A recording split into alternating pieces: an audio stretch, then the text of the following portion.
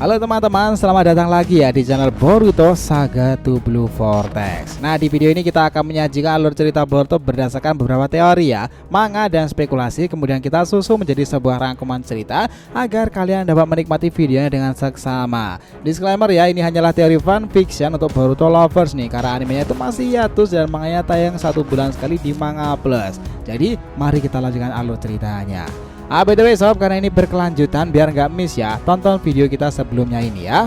Nah, jika sudah, mari kita lanjutkan ceritanya.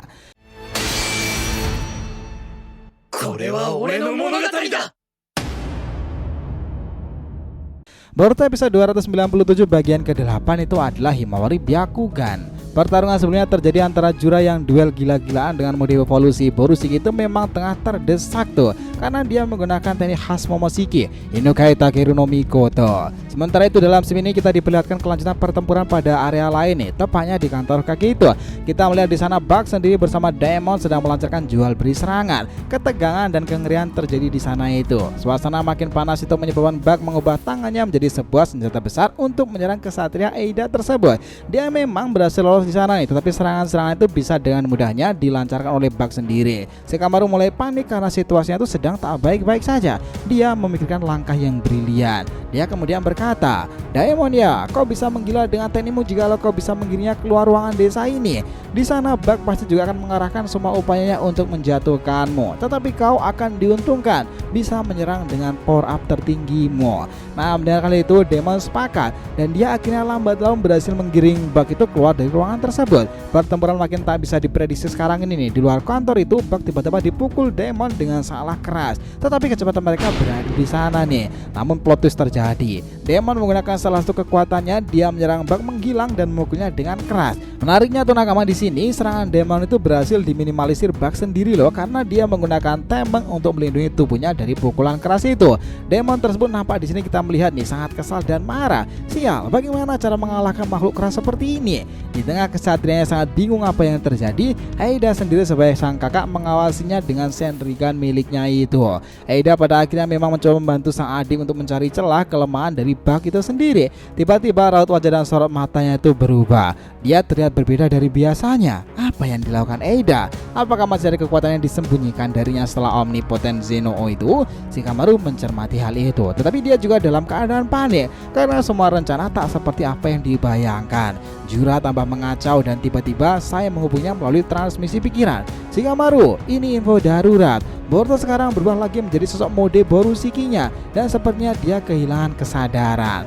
Entah apa dia sudah pulih atau belum, beberapa saat terakhir tim Anbuku menguasai pertarungan mereka di area pertama. Di sini ketegangan makin bertambah lagi nih di desa daun setelah Borushiki terlihat mengacau. Dua monster sama-sama berada di sana nih. Saya masih menambahkan, oh iya, Kawaki juga ada di sini. Sepertinya tadi dia membantu Boruto dalam pertarungan ketika karmanya itu belum bangkit.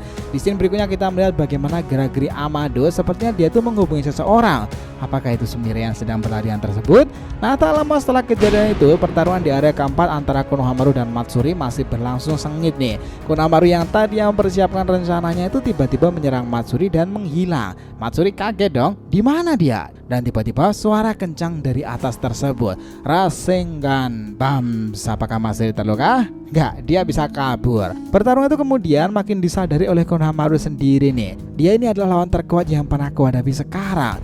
By the way, sebenarnya Konohamaru itu sebelumnya dianggap ya sebagai suksesor dari Hatay Kakashi loh teman-teman. Cuman kita menganggap dia kayaknya belum mampu ya menjadi penerusnya melihat apa yang terjadi sebelumnya. Dalam pertarungan ini pun kekuatan dan kecerdikan haruslah digunakan oleh cucu Hokage ketiga ini. Nah, saat setelah Rasengan itu gagal mengenai Matsuri, Hino Shikacho dengan kerjasama mereka mencoba melakukan serangan kombinasi. Tapi sayangnya apa yang mereka lakukan tuh gagal. Dan Matsuri hampir saja mencelakai Chocho. Mereka berhasil menghindar. Konohamaru sebagai pemimpin mereka menganalisa apakah memang itu semuanya memiliki hubungan Moegi yang terperangkap akar tersebut. Jika aku menyerangnya dengan serius, apakah Moegi baik-baik saja? Hal ini dipikirkan oleh Konohamaru, apakah jika dia membunuh Matsuri, Moegi akan tetap aman atau enggak nih? Itu dilema kekhawatiran dari Konohamaru sendiri. Pertarungan yang cukup lama itu akhirnya malah menguras cakra para shinobi Konoha sendiri.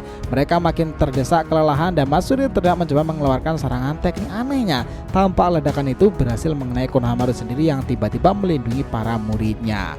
Nah, Shikadai kemudian berkata, "Maaf Sensei, tapi aku sendiri bingung bagaimana kita harus menyerangnya. Di saat kita masih berpikiran, kekhawatiran jangan-jangan menyerangnya bahkan membunuhnya juga mengakhiri hidup Moegi Sensei."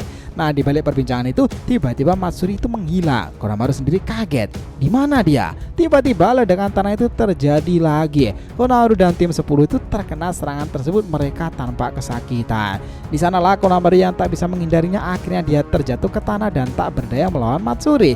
Dia kemudian berteriak pada tim Inoshikacho bahwa target utama itu adalah dirinya. Konohamaru merintahkan tim 10, "Kalian cepatlah pergi dari sini. Utamakanlah meminta bantuan." Mereka Inojin dan yang lain itu sebenarnya ingin sekali membantu Konohamaru, tetapi karena Konohamaru memberinya perintah seperti itu, mereka akhirnya mencoba kabur. Tetapi Matsuri langsung menjerat Konohamaru dalam penjara teknik tanah itu seperti yang pernah dilakukan Kurotsuchi nih.